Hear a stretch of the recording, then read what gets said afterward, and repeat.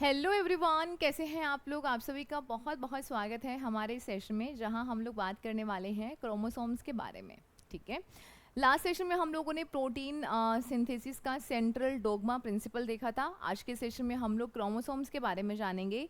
गुणसूत्र क्या है, इनकी संरचना किस प्रकार से होती है, क्या काम करते हैं, वो सारी चीज़ें, या A to Z हम बोलें कि A to Z हम बात करेंगे आज क्रोमोसोम्स के बारे में। काफ़ी इंपॉर्टेंट और इंटरेस्टिंग सा टॉपिक है कि किस प्रकार से एक लड़का होगा या लड़की होगी, कौन डिसाइड करेगा, क्रोमोसोम्स कितने होते हैं, ये सारी बातें हम जानेंगे। ठीक है। चलिए, तो सबसे पहले हम बात करते हैं क्रोमोसोम्स के बारे में। नॉर्मली जैसे कि मैंने बताया कि जो हमारी कोशिका है, कोशिका के अंदर ना बहुत सारे सेल ऑर्गन्स होते हैं, जिसको हम सेल ऑर्गेनल्स भी बोलते हैं। कोशिकांग होते हैं जो कोशिका के लिए अलग अलग प्रकार के काम करते हैं। ऐसे ही उसके अंदर क्रोमोसोम्स भी होते हैं, परंतु ये आप ऐसे नहीं देख सकते हो। नॉर्मली जब भी हम माइक्रोस्कोप के जरिए कोशिका को देखेंगे तो इसके अंदर हमें केंद्रक दिख जाएगा, हमें माइटोकॉन्ड्रिया, लाइसोसोम, गोल्जी काय, ये सारी चीज़ें दिखेंगी, हमें डीएनए भी दिख जाएगा। बट क्रोमोसोम जो है ये हमें ऐसे नहीं दिखेगा। ये ध्यान रखिएगा, ये हमें सिर्फ कोशिका विभाजन के समय ही दिखाई देता है। ठीक है। कोशिका विभाजन के समय ये जो फाइबर्स होते हैं छोटे मोटे और स्पष्ट दिखने लगते हैं। क्रोमेटिन से, ऐसे कोशिका के जाल से होते हैं, कोशिका के अंदर ऐसे क्रोमेटिन के धागे से होते हैं। और वही क्या है, गुणसूत्र। गुणसूत्र की खोज जो है ये किसके द्वारा की गई थी, स्ट्रॉसबर्गर ने 1875 में की थी। बट ये जो नाम है क्रोमोसोम, ये दिया गया था वॉल्डेयर के द्वारा। ठीक है। और या आप बोल सकते हैं इन्होंने ही सबसे पहले इसके लिए क्रोमोसोम शब्द का इस्तेमाल किया। सटन और बवेरी, ये एक और साइंटिस्ट आते हैं। इन्होंने गुणसूत्रों के द्वारा आनुवांशिक लक्षणों का पारगमन होता है, इसको बताया गया था कि गुणसूत्र ही जो है, जो आपके जब एक पीढ़ी से दूसरी पीढ़ी में जाते हैं और उसी से लक्षण आगे जाएंगे, इनके बारे में बताया था सटन और बवेरी ने। ठीक है। चलिए आगे हम बात करते हैं। जैसे हमारे पास ये है कोशिका, कोशिका के अंदर ये है न्यूक्लियस, और न्यूक्लियस के अंदर है क्रोमोसोम्स। ठीक है। अब ध्यान रखिएगा, ये क्रोमोसोम्स जब सेल डिवीजन होता है, जब सेल डिवीजन होता है, सेल डिवीजन का मतलब है कि जब कोशिका विभाजन होगा, उस विभाजन के दौरान ये जो आपको ऐसे धागे नुमा सी संरचना दिखाई दे रही है ना, ये है क्रोमेटिन। ठीक है। और इसी को ही हम बोलते हैं गुणसूत्र, क्योंकि इनका ये भी क्या होंगे, जब कोशिका विभाजन होगा, इनका विभाजन होगा और आधे आधे इस तरीके से पूरा ये बनते हैं। ये आगे आपका जो सेल डिवीजन वाला टॉपिक है उसका पार्ट है। बस इतना ध्यान रखिएगा कि इस प्रकार से ये धागे नुमा संरचना आपको दिखाई देती है, और ये सिर्फ कोशिका विभाजन के समय ही दिखाई देंगे। नॉर्मली गुणसूत्र आपको नहीं दिखाई देते हैं किसी भी सेल के अंदर। ठीक है। चलिए अब बात करते हैं डीएनए पर स्थित होते हैं और किससे मिलकर बने होते हैं। तो गुणसूत्र, डीएनए और हिस्टोन प्रोटीन।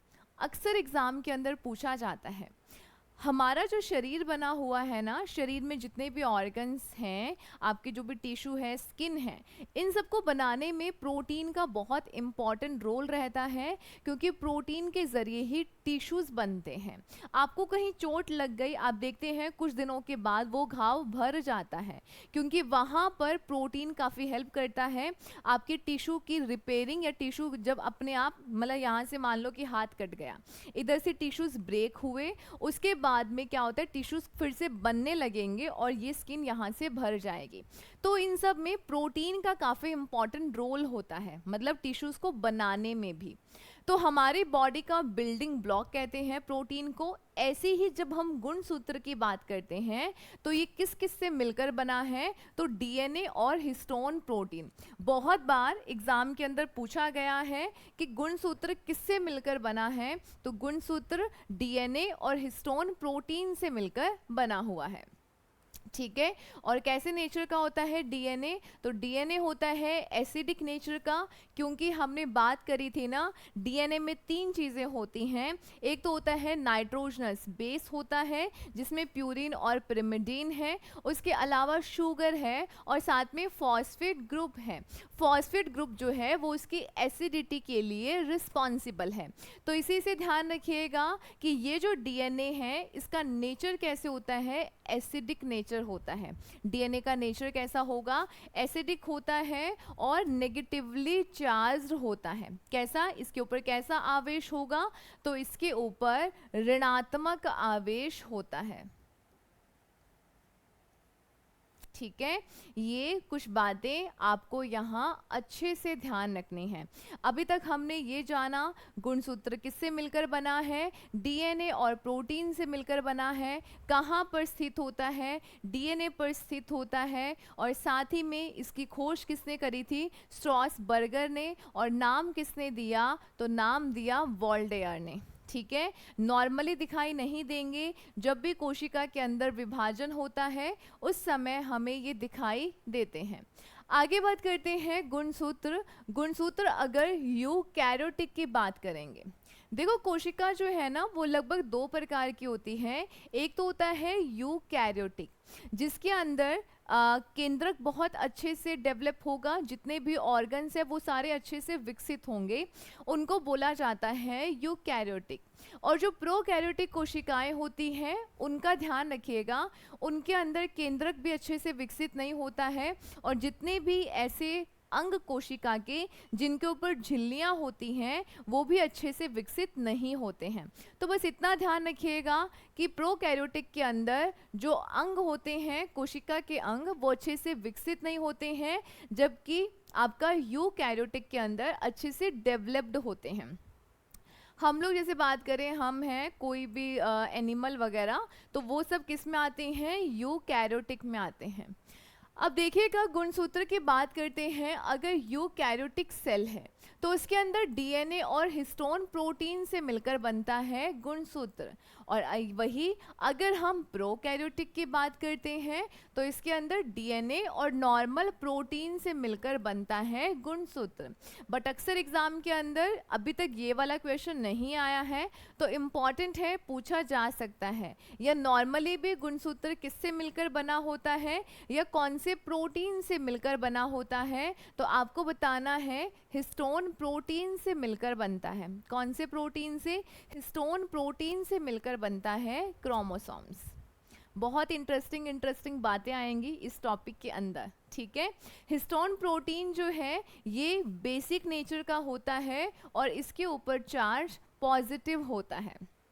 ठीक है, हिस्टोन प्रोटीन जो है बेसिक नेचर का रहेगा और चार्ज कैसा होगा, पॉजिटिव रहेगा। क्लियर, चलिए यहाँ पे देखिएगा जिस प्रकार से ये डीएनए आपका जो है, आपका क्रोमोसोम के अंदर कुछ इस प्रकार से ना, यहाँ पे आपको ऐसे धागे नुमा से क्रोमेटिन्स दिखाई देते हैं। ये क्रोमेटिन्स जो हैं इनके अंदर इस प्रकार से ये बंडल से दिखाई देते हैं, और यही आपके हिस्टोन प्रोटीन है, और यही आप देखिएगा हिस्टोन प्रोटीन और उसके आगे फिर डीएनए। तो तभी तो हमने बोला ना कि जो गुणसूत्र है वो बेसिकली हिस्टोन प्रोटीन और किससे मिलकर बना है, डीएनए से मिलकर बना है। डीएनए कैसे काफी सारे ऐसे कुंडलित संरचनाएं जो हैं आपस में मिलकर ही क्या बनाती हैं, गुणसूत्र का निर्माण करती हैं। क्लियर, चलिए तो कुछ इस प्रकार से आपको दिखाई देगा, ये जो बंडल्स हैं ये सब क्या है, हिस्टोन प्रोटीन है। आगे हम धीरे धीरे करके ना चलेंगे, जैसे कि आपके पास ये इस प्रकार से दिखाई दे रहा है, इसका मतलब ये क्या है, क्रोमेटिड्स है, यानी इसको बोला जाता है अर्ध गुणसूत्र। बाकी हम सारी बातें करेंगे, बाहर के आवरण को क्या बोला जाता है, पेलिकल कहा जाता है। यहाँ पे टेंशन लेने की ज़रूरत नहीं है, गुणसूत्र के अंदर क्या क्या चीज़ें हैं वो सारी चीज़ें अभी हम लोग जानेंगे। उससे पहले बात करते हैं क्रोमोसोम्स नंबर के बारे में। कोई भी एक जाति के जीव जो हैं उनके अंदर गुणसूत्रों की संख्या एक सी होगी। जैसे कि मनुष्य है उसके अंदर एक सी होगी, कोई जानवर है जैसे बिल्ली है, जितने भी बिल्लियां हैं उनके अंदर एक सी होगी, जितने भी डॉग्स हैं उनके अंदर एक सी होगी। यानी कोई भी किसी भी जाति के सभी जीव में गुणसूत्रों की संख्या एक सी होती है, किंतु अलग अलग जातियों के जीव में इसकी संख्या अलग अलग होगी।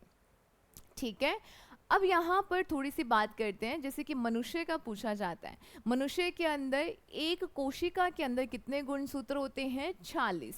मतलब एक सिंगल सेल के अंदर कितने आपके गुणसूत्र होंगे? 46 होते हैं। गुणसूत्रों की जो संख्या है, हमारी जो देहिक कोशिकाएं होती हैं, यानी कि कुछ हमारी ऐसी सेल्स जिसको आप सोमेटिक बोलते हैं, यानी जिससे हमारे शरीर का निर्माण होता है, उनके अंदर तो गुणसूत्रों की संख्या द्विगुणित होती है, यानी कि उसके अंदर कितना होगा? 46 ही होता है। परंतु जो हमारी गैमेट सेल्स होती हैं, जस्ट लाइक जैसे कि ओवम एंड स्पर्म, इनको हम क्या बोलते हैं? गैमेट सेल्स बोलते हैं। इनके अंदर गुणसूत्रों की संख्या कितनी होती है? n, या बोल सकते हैं आधे होते हैं, 23 होते हैं। इसको आप बोलोगे 2n। फिर से देखिएगा कि हमारे शरीर के अंदर ऐसी सेल्स जिनसे हमारा पूरा शरीर बना है, हमारी आंख, नाक, कान, हाथ, कोई भी ऑर्गन, इसकी जो भी कोशिकाएं हैं उनके अंदर गुणसूत्रों की संख्या होती है द्विगुणित। मनुष्य के अंदर कितने गुणसूत्र होते हैं? मनुष्य के अंदर होते हैं 46 गुणसूत्र। सबकी बात हो रही है, एनिमल कैटेगरी की बात हो रही है।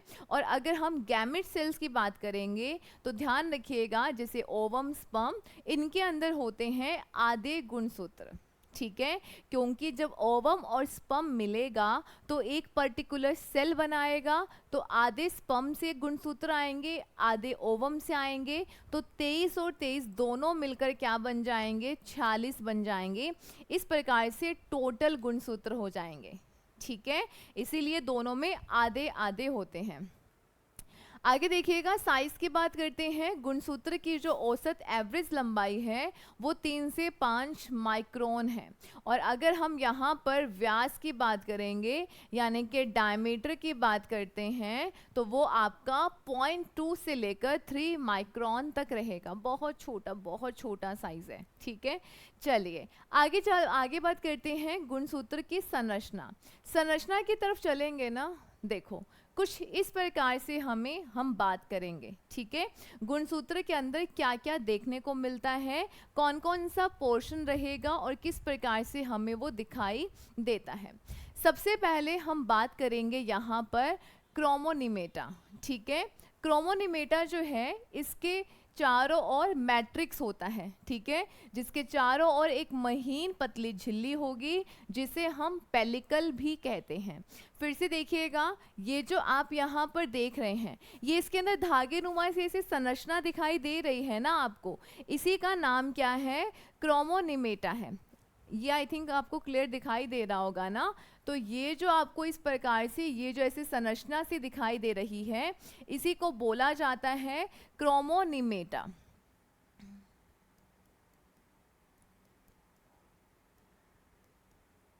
ठीक है, इनके अंदर का ये जो खाली सा स्थान आपको दिखाई दे रहा है ना, इसको बोला जाता है मैट्रिक्स। ठीक है, और ये जो बाहरी तरफ ये जो आपको झिल्ली सी दिखाई दे रही है, इसको बोला जाता है पेलिकल। क्लियर? उसके बाद में ये जो आपके क्रोमोसोम्स है ना, ये आपस में इस प्रकार से जुड़े होते हैं, इसको बोला जाता है सेंट्रोसोम, या इसी को काइनेटोकोर भी बोला जाता है। इसको सेंट्रोसोम बोला जाएगा या फिर इसी को काइनेटोकोर भी बोला जाता है।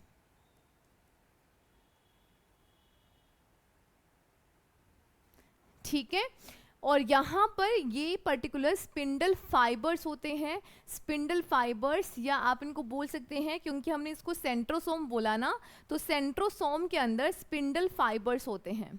ठीक है, जो आपके पर्टिकुलर क्रोमोसोम्स या पूरा ये क्रोमोसोम्स इसके अंदर यहाँ पर ये बना होगा। ठीक है, अब देखिएगा, आप यहाँ पर जब देख रहे होंगे ना, तो ये जो संरचना है वो है कुछ इस प्रकार से। ठीक है, जिसको बोला जाता है सेंट्रोसोम या फिर काइनेटोकोर। और ये जो पर्टिकुलर यहाँ पे जोड़ है ना, ये क्रोमोसोम और ये जब आपस में यहाँ पर जुड़े हुए हैं, इसको बोला जाता है प्राइमरी कंस्ट्रिक्शन, यानी प्राथमिक संकीर्ण कहा जाता है। ठीक है, यहाँ पे देखो, यहाँ पर जुड़ने का तरीका अलग है। वैसे ही यहाँ पर जब देखोगे तो कुछ इस प्रकार से जुड़ा हुआ है, इसको बोला जाता है सेकेंडरी कंस्ट्रिक्शन। ठीक है, यानी कि द्वितीयक संकीर्ण कहा जाता है। ये जो आपका क्रोमोनिमेटा है, इसी के ऊपर छोटे छोटे से ऐसे दाने टाइप से आपको स्ट्रक्चर दिखाई दे रहा होगा, तो आपको लग रहा होगा कि ये एक पर्टिकुलर मोतियों की माला सी है। इसको बोला जाता है क्रोमोसियर। ठीक है, ये हम सारी चीजें देखेंगे। चलो वन बाय वन करके हम इसको देख लेते हैं। यहाँ पे देखिएगा, अगर हम बात करते हैं क्रोमोनिमेटा, तो इसके चारों ओर मैट्रिक्स होता है और जिसके चारों ओर एक महीन झिल्ली, जिसे हम पेलिकल बोलते हैं। तो यूं इस प्रकार से आपके जो धागे से दिखाई दे रहे थे, उसी का नाम है क्रोमोनिमेटा। डन। आगे चलते हैं। इनके ऊपर आपको एक मोतियों की माला से, ऐसे मोती टाइप कैसे दिखाई दे रहे थे, एक्चुअली उनका नाम क्या है? क्रोमोमियर्स। ठीक है, इसका नाम क्या है? क्रोमोमियर्स। तो क्रोमोनिमेटा पर समान दूरी पर कणों जैसे उभरी हुई, एक्चुअल में ये है नहीं, बट आपको इसे दिखाई देता है कि जस्ट लाइक मोती से हैं, रचनाएं होती हैं, इन्हीं को क्रोमोमियर कहते हैं। और ध्यान रखिएगा, क्रोमोमियर के कारण ही क्रोमोनिमेटा मोतियों की माला के समान प्रतीत होता है। और क्रोमोमियर जीन की स्थिति को प्रदर्शित करता है। गुणसूत्रों के ऊपर ही जीन पाए जाते हैं जो एक पीढ़ी से दूसरी पीढ़ी में आगे जाएंगे। तो ध्यान रखिएगा, ये जो क्रोमोमियर्स है, जो ऐसी उभरी हुई संरचना है क्रोमोनिमेटा के ऊपर, तो वही जीन की स्थिति को भी दर्शाएगा। क्लियर? चले, यहाँ पर आपको समझ में आ रहा होगा। आगे चलते हैं। प्राथमिक संकीर्णन, या जिसको हम सेंट्रोमियर भी बोलते हैं, या सेंट्रोसोम। गुणसूत्र में एक संकीर्णन भाग दिखाई देता है, इसे प्राथमिक संकीर्णन कहते हैं। और इसी के अंदर स्पष्ट जो क्षेत्र है, उसी को सेंट्रोमियर या काइनेटोकोर कहते हैं। ठीक है, ये जो पर्टिकुलर इस प्रकार से संरचना थी, उसी को हम सेंट्रोमियर कहते हैं। डन।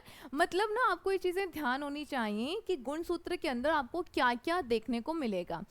ठीक है, क्रोमोनिमेटा मिलेगा, क्रोमोमियर्स मिलेगा, फर्स्ट या प्राइमरी आपका जो कंस्ट्रिक्शंस है या सेंट्रोमियर मिलेगा, इसी को ही हम काइनेटोकोर कहते हैं। सेटेलाइट मिलेगा या सेकेंडरी कंस्ट्रिक्शन। तो ध्यान रखिए, ये सब गुणसूत्र के ही भाग हैं। ठीक है, उसी के ही पार्ट है। सेंट्रोमियर गुणसूत्र को दो भुजाओं में बांटता है, और ये भुजाएं बराबर लंबाई की भी हो सकती हैं, छोटी या बड़ी भी हो सकती हैं। जैसे आप देख रहे हैं ना, यहाँ पर दो पार्ट में डिवाइड करेगा, तो ये यहाँ पर छोटा और बड़ा भी हो सकता है। ये तो था आपका प्राथमिक संकीर्णन। ये आगे यहाँ पर ये जो आप देख रहे हैं, ये है आपका सेकेंडरी कंस्ट्रिक्शन, यानी कि द्वितीयक संकीर्णन। आपका जो सेकेंडरी कंस्ट्रिक्शन है, उसके साथ जो पोर्शन जुड़ा होता है, इसको बोला जाता है सेटेलाइट। एक मिनट, बैटरी मुझे थोड़ा चेक करने दो। चलो, है ठीक है। इसको क्या बोला जाता है? इसको बोला जाता है सेटेलाइट। इसको द्वितीयक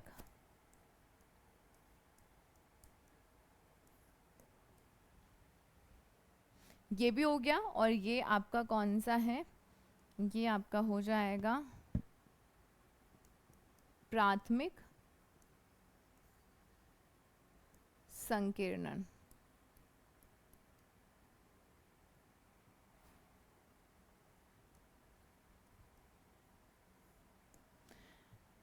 कोई दिक्कत? चले आगे। ठीक है, देखो ये हो गया हमारा। आगे देखिएगा, सेकेंडरी या द्वितीयक संकीर्णन या न्यूक्लियोर संगठक। कुछ गुणसूत्रों में प्राथमिक संकीर्णन के अलावा एक और भी होता है, जिसे हम सेकेंडरी कंस्ट्रक्शन कहते हैं, ठीक है, या जिसे हम द्वितीयक संकीर्णन कहते हैं। उसी के आगे का जो पोर्शन होता है जो उससे जुड़ा होता है उसी को हम सैटेलाइट भी कहते हैं। गुणसूत्र का द्वितीयक संकीर्णन के साथ जो जुड़ा हुआ भाग है इसी को हम सैटेलाइट कहते हैं। गोल होता है, लंबा सा और ऐसे घुमावदार टाइप का होता है। ये क्रोमैटिन के बाद एक महीन तंतु के द्वारा गुणसूत्र से जुड़ा रहता है, ठीक है। अब ये देखो यहाँ पे आप देख रहे हो ना कि ये देखो पर्टिकुलर, ये जो आपके इसके द्वारा पर्टिकुलर ये आपका जुड़ा हुआ है, ठीक है। ये बातें आपको यहाँ पे याद रखनी है। मेन कुछ चीजें हैं जो आप याद रखिएगा। कोशिका विभाजन के समय ही दिखाई देता है। गुणसूत्र हमेशा जोड़े में ही पाए जाते हैं। मानव शरीर के अंदर 23 जोड़े गुणसूत्र पाए जाते हैं और आगे हमें देखना है गुणसूत्र को, तो हम एक पर्टिकुलर एक अभिरंजक या बोल सकते हैं एसिटोकार्मिन का इस्तेमाल करते हैं गुणसूत्र को देखने के लिए। पर्टिकुलर रंग टाइप है, हम उसको डालते हैं केमिकल को जिसके जरिए आप गुणसूत्रों को देख सकते हैं। उसका नाम क्या है? उसका नाम है एसिटोकार्मिन, ठीक है। ये अक्सर एग्जाम के अंदर पूछा गया है। चलिए आगे देखिएगा। क्रोमोसोम आपका ये जो थ्योरी है, कौन सी थ्योरी है? लिंग निर्धारण की। ये दिया गया है मैकलंग के द्वारा, और जो क्रोमोसोम के द्वारा उसका वंशागति का गुणसूत्री सिद्धांत है वो दिया गया है सटन और बावेरी के द्वारा। अब देखो यहाँ पे कुछ चीजें आपको समझनी है। अभी हमें ये देखना है कि मनुष्य के अंदर लिंग या जेंडर को हम किस प्रकार से डिसाइड करते हैं। यहाँ पे आ जाइए, आराम से इसको समझते हैं। जैसे कि मैंने आपको क्या बोला कि गुणसूत्र हमेशा जोड़े में ही पाए जाते हैं। देखिएगा कि हमारे पास जो गुणसूत्र हैं या क्रोमोसोम कितने हैं, तो ध्यान रखिएगा 46 हैं। कितने हैं? 46, या आप इनको बोलेंगे 23 पेयर, क्योंकि गुणसूत्र हमेशा जोड़े में ही पाए जाते हैं, पेयर्स में ही होते हैं। यहाँ पर 2 टाइप के गुणसूत्र होंगे। अगर एक की बात करती हूँ जिसको बोला जाता है ऑटोसोम, जिसको क्या बोला जाता है? इसको बोला जाएगा ऑटोसोम, या इसको बोला जाता है, चलिए इसको ऑटोसोम ही याद रखिए, और इसको बोला जाता है सेक्स क्रोमोसोम।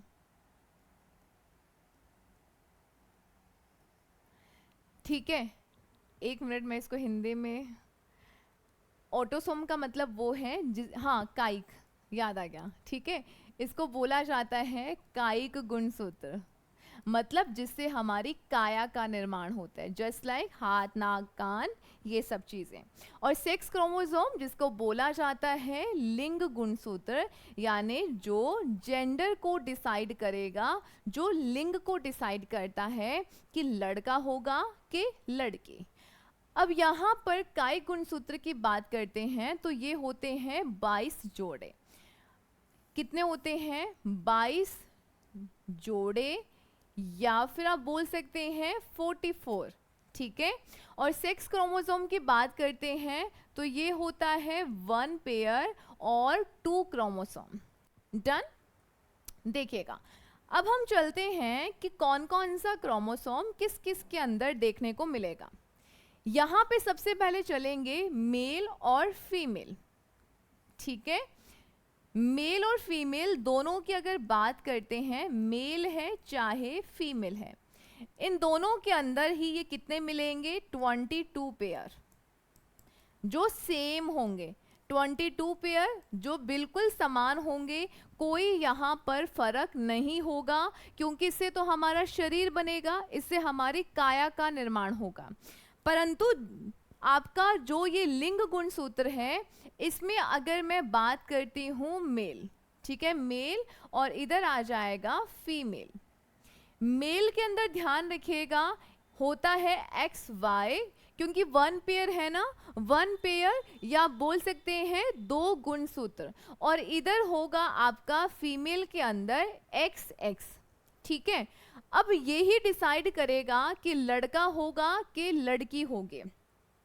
चलिए यहाँ पर हम इसको थोड़ा सा समझ लेते हैं। आई थिंक आगे एक पिक्चर डायग्राम भी है, देख लेते हैं। हाँ देखो, अब यहाँ पर आपका ये जो है एक्स एक्स, ये तो क्या है महिला के अंदर, क्योंकि महिला के अंदर जो 6 क्रोमोसोम हैं वो है सेम, जिसको आप बोलते हैं एक्स एक्स, इसीलिए हमने इसको होमोगैमेटिक बोला, यानी कि सेम है।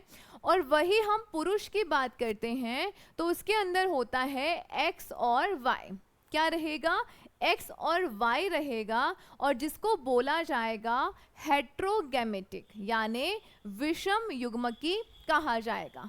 डन। देखो, मान लीजिएगा फर्टिलाइजेशन होगा, इधर से आया एक्स और पुरुष वाले से भी आ गया एक्स, तो दोनों एक्स हो गए, यानी लड़की होगी। अगर मान लो यहाँ से x आया और पुरुष वाले के साथ से क्या आ गया, y आ गया, तो क्या बन गया x और y, तो हमने देखा था x और y तो पुरुष में पाया जाएगा, तो ये क्या बनेगा, इधर फिर लड़का पैदा होगा। ऐसे ही जब हम इस x को लेंगे, इस x को जब इसके साथ करवाएंगे तो xx मिलेगा, यानी कि लड़की पैदा होगी, और वही इस x को इस y के साथ करवाएंगे तो यानी लड़का पैदा होगा। तो अब ये किसके ऊपर डिपेंड हुआ कि लड़का होगा या लड़की। आप देख रहे हैं पुरुष के अंदर जो 6 क्रोमोसोम है वही डिसाइड करता है कि लड़का होगा या लड़की होगी। बट हमारे समाज में, हमारे इधर क्या होता है कि लड़कियों को ही दोष दिया जाएगा कि तुमने लड़का पैदा नहीं किया, ठीक है। बट उनको कौन समझाए कि आपका जो बेटा है वही रिस्पॉन्सिबल है, उसी के ही क्रोमोसोम ये डिसाइड करेंगे कि लड़का होगा कि लड़की होगी, मेरा इसके अंदर कोई दोष नहीं है, ठीक है। हालांकि दोष तो उसका भी लड़के का भी नहीं होता है, ये तो वही है कि कब कौन सा गुणसूत्र आकर मिल जाए और उसी से होगा लड़का और लड़की, ठीक है। बट रिस्पॉन्सिबल कौन है, पुरुष है। तो इसीलिए जब आपके आसपास कुछ ऐसा हो, क्योंकि गांव देहात में आज भी लड़कियों को परेशान किया जाता है, तो आपको उनको समझाना है कि भैया ऐसा कुछ नहीं होता है, लड़की जिम्मेदार नहीं है, ठीक है। क्योंकि लड़के के अंदर ऐसे गुणसूत्र होते हैं जिससे लड़का या लड़की का पैदा होना डिसाइड होता है, ठीक है। तो चलिए, ये बातें आपको याद रखनी है। अब ना एक चीज थी जो हमने देखी थी, ठीक है, यहाँ पे थोड़ा सा समझ लो। जैसे कि मैंने आपको बोला कि जो गुणसूत्र है ना, क्रोमोसोम जो है, क्रोमोसोम जो है वो हमेशा कैसे पाए जाएंगे, वो हमेशा आपके पेयर्स में होते हैं, यानी कि जोड़े में ही पाए जाते हैं। अगर कम या ज्यादा हुआ ना तो दिक्कत हो सकती है और कुछ बीमारी हो सकती है, जेनेटिक डिसऑर्डर हो सकता है। आपको ध्यान रखना है, जैसे कि मैंने बताया, जो हमारी गैमेट सेल्स होती हैं, जो हमारी गैमेट सेल्स होती हैं, जस्ट लाइक मेल की बात करते हैं तो स्पर्म होता है, ठीक है, और फीमेल की बात करेंगे तो ओवम होगा, ठीक है। इन दोनों के अंदर ना, इसके अंदर भी 23 गुणसूत्र होंगे, यानी कि 23 क्रोमोसोम होंगे, और इसके अंदर भी 23 ही गुणसूत्र होते हैं। अब क्या होता है कि जब बच्चा होगा तो ओवम और स्पर्म मिलेगा, ओवम और स्पर्म मिलकर क्या बनाता है, एक पर्टिकुलर कोशिका, जिसको हम क्या बोलते हैं, जायगोट कहते हैं, जिसको हम क्या बोलते हैं, जायगोट, यानी कि जिसको हम बोलते हैं, ये कुछ मिक्स हो गया ना, चलो ठीक है, इसको क्या बोला जाता है, युग्मनज कहा जाता है, ठीक है। जब भी ओवम और स्पर्म आपस में मिलेगा या जब भी फर्टिलाइजेशन होता है उस दौरान स्पर्म का, ठीक है, तो ये दोनों जब मिलेंगे तो क्या बनेगा, एक जायगोट, एक सिंगल सेल बन जाता है। तो यहां से 23 गुणसूत्र, यहां से 23, तो टोटल अब ये जो जायगोट बनाना, इसके अंदर कितने गुणसूत्र हो जाएंगे, 46 हो जाएंगे, और 46 गुणसूत्र हैं, यानी कि पेयर हैं, जोड़े हैं, और जोड़ा कितना हो जाएगा, 23 जोड़े हो जाएंगे। तो इसीलिए बोला जाता है गुणसूत्र हमेशा पेयर्स या जोड़े में पाए जाते हैं। अगर कम या ज्यादा हो जाएगा ना तो हो जाएगी बहुत बड़ी दिक्कत, ठीक है, तो ये आपको ध्यान रखना है। ये हम पढ़ेंगे डिजीज के अंदर, जिसमें टर्नर सिंड्रोम हो जाता है, क्लीनेफेल्टर सिंड्रोम हो जाता है। ठीक है, अगर महिला से एक सेक्स क्रोमोसोम कम गया तो क्या हो जाएगा, 45 रह जाएंगे गुणसूत्र, और उस कंडीशन में महिला को हो जाता है टर्नर सिंड्रोम, जिसमें महिला को इनफर्टिलिटी की प्रॉब्लम, अच्छे से जो जेनेटिक ऑर्गन्स होते हैं, जेनाइटल ऑर्गन्स, जननांग, वो अच्छे से विकसित नहीं हो पाते हैं। और वही अगर पुरुष में अगर एक जो आपका उसके अंदर एक एक्स्ट्रा चला जाता है, टोटल गुणसूत्र 47 हो जाते हैं, उस कंडीशन में उसको हो जाता है क्लीनेफेल्टर सिंड्रोम। और जिसमें हम बोलते हैं ना पर्टिकुलर व्यक्ति किन्नर है, तो वो एक्चुअली उनका दोष नहीं है, वो यहाँ पर जेनेटिक डिसऑर्डर हो जाता है।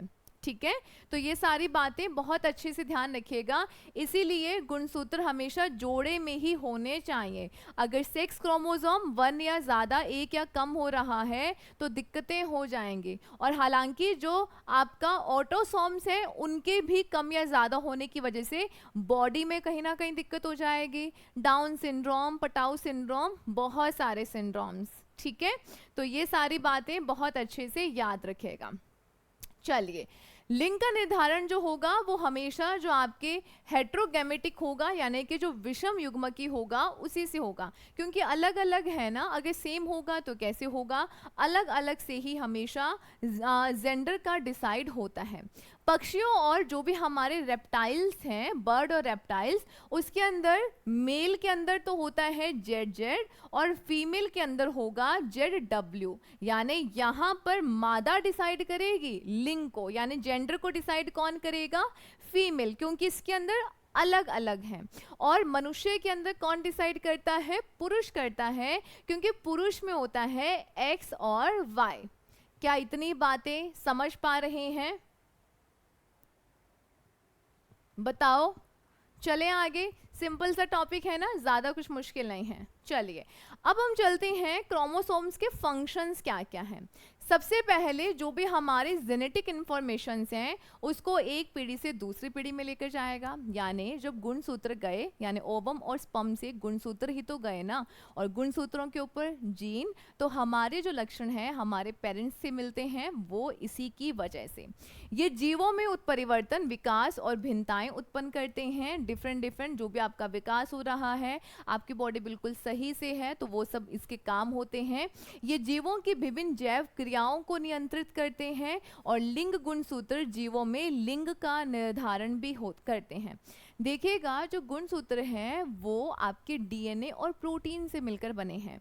डीएनए में हर बार कुछ ना कुछ चेंजेस होते रहते हैं, जिसकी वजह से ऐसा तो नहीं ना हम लोग एग्जैक्ट अपने पेरेंट्स से मिलते हैं, नहीं, हम पेरेंट्स से भी 2 रत्ती ऊपर निकलते हैं, यानी कि डीएनए चेंज होता रहता है और अच्छा हो जाता है। ठीक है, तो जो ये चेंजेस होते हैं, अब ये सब कहाँ पे, गुणसूत्र ही तो है ना बेसिकली, डीएनए और प्रोटीन से मिलकर तो गुणसूत्र बना है। तो इसीलिए हमने बोला कि जीवों की विभिन्न जैविक क्रियाओं को नियंत्रित करेगा, और उनके अंदर जो भी चेंजेस हैं, विकास है, उन सब को भी ये देखता है। गुणसूत्रों में परिवर्तन होने पर जीवों में अनेक नए लक्षण और विकृतियां उत्पन्न हो जाती हैं। जैसे अगर गुणसूत्र कम ज्यादा हो गया तब दिक्कत होगी, या उनके आकार में कहीं पे परिवर्तन हो गया, कोई कहीं से कट कुट गया, तो उस कंडीशन में भी दिक्कत हो जाती है। आगे देखिएगा, बात करते हैं विभिन्न प्रकार की कोशिकाओं के विभेदन के लिए उत्तरदायी होते हैं, क्योंकि जब भी कोशिका का विभाजन होगा तो यहाँ पर गुणसूत्रों में विभाजन होता है, तो ये उसके लिए रिस्पॉन्सिबल है। द्विगुणन के द्वारा गुणसूत्र जीवन की निरंतरता को बनाए रखते हैं। ठीक है, और कोशिका वृद्धि, कोशिका विभाजन के लिए आवश्यक प्रोटीन के संश्लेषण को कंट्रोल भी करते हैं। जब भी सेल डिवीजन होगा या नई कोई सेल बनेगी, कोशिका में वृद्धि हो रही है, तो कहां पर कितना प्रोटीन चाहिए, उसके सिंथेसिस को भी कंट्रोल करने का काम करते हैं क्रोमोसोम्स। तो ये ध्यान रखिएगा, ये सारे फंक्शंस है क्रोमोसोम्स के, ये इंपॉर्टेंट है। क्रोमोसोम क्या है, किससे मिलकर बना है, क्या काम करता है, इसकी संरचना कैसी है, इसके अंदर कौन कौन है, यानी कि इसकी संरचना में कौन कौन है, ये सारी बातें आपको बहुत अच्छे से याद होनी चाहिए। और किस प्रकार से मनुष्य के अंदर जेंडर डिसाइड होता है, कितने ऑटोसोम्स हैं, कितने सेक्स क्रोमोसोम्स हैं, यहाँ से प्रश्न भर भर के पूछे जाते हैं। साथ ही ये भी ध्यान रखिएगा कि जो लिंग को डिसाइड करता है वो हमेशा विषम युग्मक होता है। मनुष्य के अंदर जैसे कि हमारा कौन था, मेल था क्योंकि उसके अंदर एक्स वाई था, वैसे ही बर्ड्स रेप्टाइल्स की बात करेंगे तो फीमेल या मादा जो है वो डिसाइड करेगी क्योंकि उसके अंदर ZW होता है, ठीक है, सेक्स क्रोमोसोम्स में। यहाँ पर देखिएगा कि आनुवांशिक जो यूनिट है जीन वो कहाँ पर होते हैं, केंद्र के झिल्ली में, गुणसूत्र में, लाइसोसोम में या कोशिका कला में। ये प्रश्न बहुत बार पूछा जाता है और याद रखिएगा कि यहाँ पर ऑप्शंस में है गुणसूत्र, तो आपका आंसर हो जाएगा गुणसूत्र। अगर जीन होता तो आप जीन भी कर सकते थे, सॉरी DNA, तो याद रखिएगा राइट आंसर आपका रहेगा बी नंबर ऑप्शन। कुछ क्वेश्चंस हमने वो आपका जो सेंट्रल डोगमा प्रिंसिपल है वहाँ पे भी क्या था, और लास्ट में जैसे ही आपका सिलेबस होगा इनके हम बहुत सारे क्वेश्चंस करेंगे, ठीक है। आई होप आपने काफ़ी इसको अच्छे तरीके से समझा होगा, समझ में आया होगा, और कहीं पे दिक्कत लगे तो फिर से रिवाइज कर लीजिएगा। मोस्ट इम्पॉर्टेंट टॉपिक है, प्रश्न बनता ही बनता है, और बाकी का हम लोग करेंगे नेक्स्ट सेशन में। Take care, bye bye.